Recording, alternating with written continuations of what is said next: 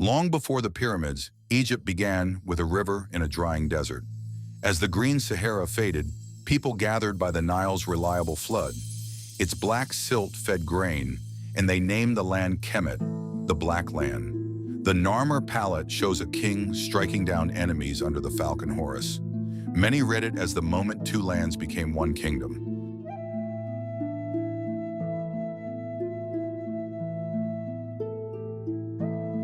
5,000 years ago, two rival kingdoms shared one river. Upper Egypt wore the white crown in the south. Lower Egypt wore the red crown across the northern delta. Different gods, different cultures, locked in centuries of rivalry. Then a king from the south looked north. His campaign was swift. He crushed the forces of Lower Egypt and carved the news into stone. The Narmer palette. One face, the white crown striking down a foe. The other, the red crown over the fallen.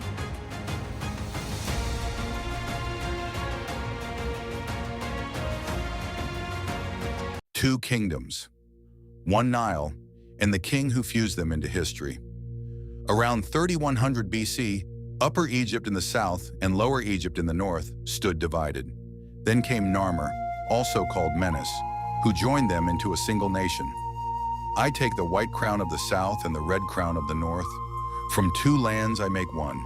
Let order, Ma'at, hold this kingdom forever.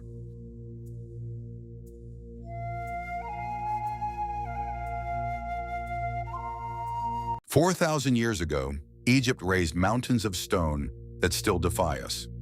Around 2686 BC, after King Djoser unified the land, the Old Kingdom began. From the capital at Memphis, pharaohs ruled as living gods, and the Nile carried prosperity through the whole kingdom. I command stone enough to wall a nation. Let my pyramid pierce the sky and bind my name to the sun for all time."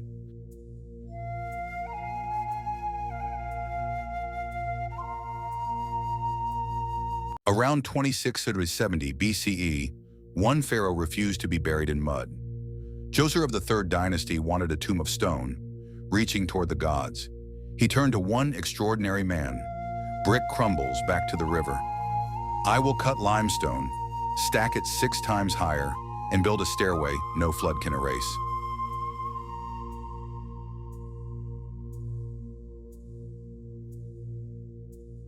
$2.3 million stones, 20 years, one mountain made by human hands.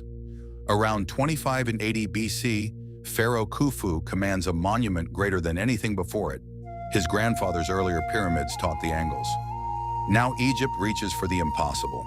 The genius behind the design is Hemiunu, vizier and chief architect. He must move blocks weighing up to 15 tons with rope, ramp, and raw human muscle.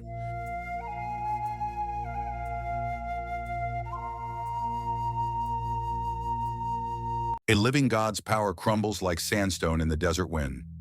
Around 2181 BC, Egypt's old kingdom collapsed. Drought starved the Nile.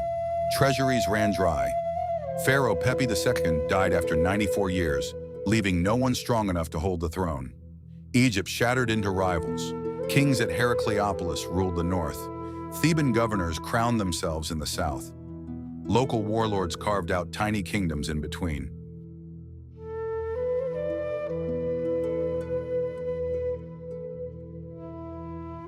Egypt lay broken in two. Rival pharaohs, a century of war. After the Old Kingdom fell in 2181 BC, the north held Heracleopolis, the south held Thebes. Neither could claim the Nile. Then a Theban prince rose. My fathers were content with Upper Egypt. I am not. I will be lord of the two lands from Elephantine to the sea.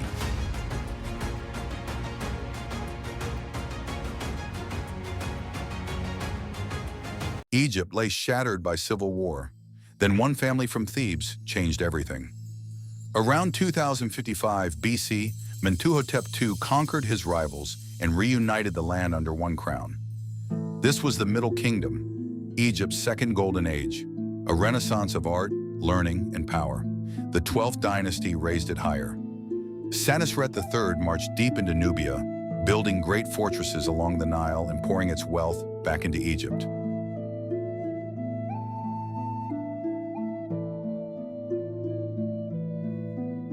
Around 1650 BC, foreigners with strange weapons seized the land of the pharaohs. The Egyptians called them Hyksos, rulers of foreign lands. They came from the Levant, bringing horse-drawn chariots, composite bows, and bronze. Egypt, weakened and divided, had only foot soldiers and copper blades. The Hyksos built their capital at Avaris and ruled the north. They adapted swiftly, worshipping Egyptian gods, taking pharaonic titles, and spreading trade across the Mediterranean. Yet to Egypt, foreign rule was a wound that would never heal.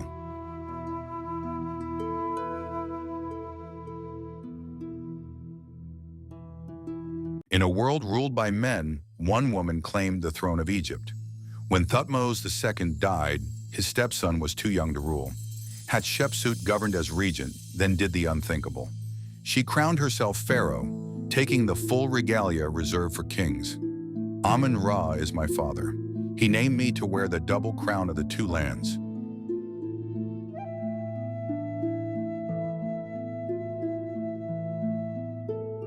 For 20 years, he waited in his stepmother's shadow. Then everything changed.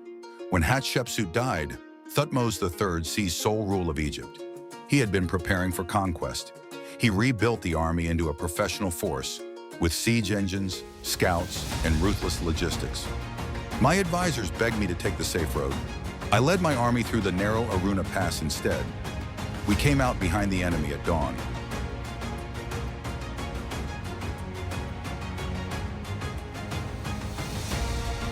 One pharaoh tried to erase Egypt's gods. Egypt erased him instead. In 1353 BC, a young prince took the throne. Within years, he abandoned 1,000 gods for one, the Aten, the sun disk whose rays ended in giving hands. He renamed himself Akhenaten. There is no god but the Aten. I alone speak for him. Close the old temples, strike the old names from the stone.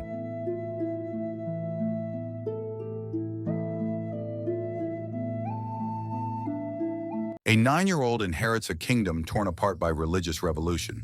His predecessor, Akhenaten, had closed the temples and worshipped a single sun disk, the Aten. Egypt was weakened, divided, and spiritually broken. I am no longer Tutankhamun, image of the Aten. I take a new name, Tutankhamun. The old gods return, and Egypt heals.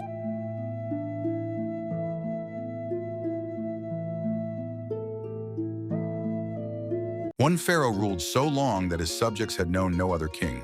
Crowned at 24 in 1279 BC, Ramesses II inherited the ancient world's most powerful empire. He would hold it for 66 years. At Kadesh, my soldiers fled and left me alone. Yet I charged the Hittite thousands, and Amun placed victory in my hand.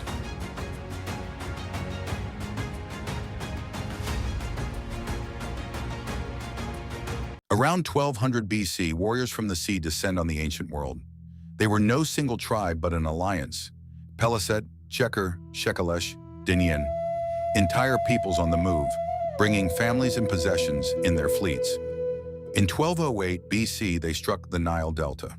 Pharaoh Merneptah met them in the west and claimed thousands slain, thousands captured.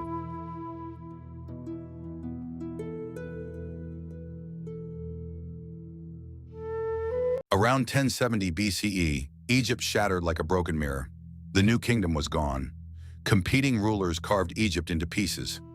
Around 945 BCE, a Libyan general named Sheshonq seized the north, ruling from Bubastis in the delta. I am no foreigner. I wear the crowns of Egypt. I worship Amun, and I march on Jerusalem to plunder Solomon's gold.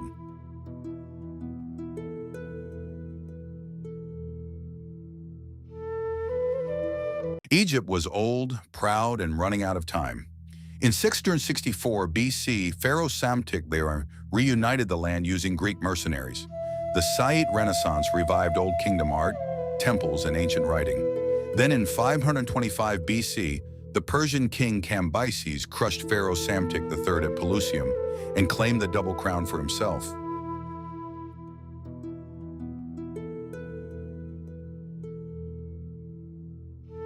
In 332 BC, a young Macedonian king walks into Egypt and is welcomed as a liberator.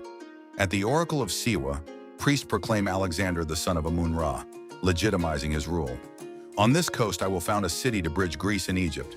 It will bear my name forever.